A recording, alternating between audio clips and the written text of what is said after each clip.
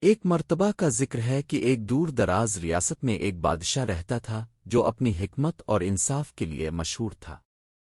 لیکن بادشاہ کے دل میں ایک خلش تھی۔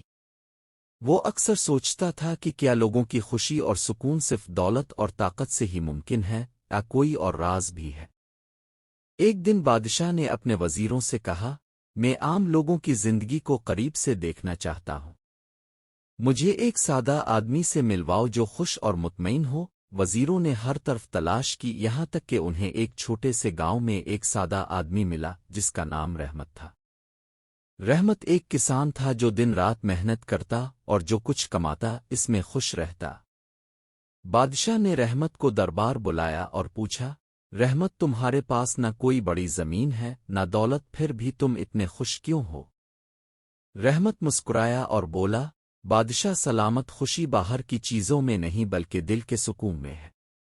میں محنت کرتا ہوں، اپنی ضرورت کے مطابق کھاتا ہوں اور دوسروں کے ساتھ نیکی کرتا ہوں۔ یہی میری خوشی کا راز ہے۔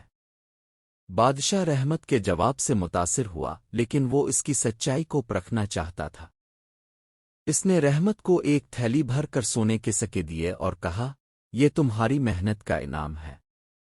دیکھتے ہیں کیا یہ تمہاری زندگی میں خوشی لاتا ہے یا نہیں۔ رحمت نے شکریہ ادا کیا اور تھیلی لے کر گھر چلا گیا، مگر اب اس کے دن بے سکونی میں گزرنے لگے۔ وہ ہمیشہ ڈرتا رہتا کہ کہیں کوئی اس کے سونے کے سکے چوری نہ کر لے۔ اس نے سکوں کو چھپانے کے لیے راتوں کی نیند بھی قربان کر دی۔ چند دنوں بعد رحمت دربار واپس آیا اور بادشاہ سے کہا، بادشاہ سلامت، میں آپ کا انعام واپس کرنا چاہتا ہوں۔ یہ دولت میرے سکون کے لیے زہر بن گئی ہے۔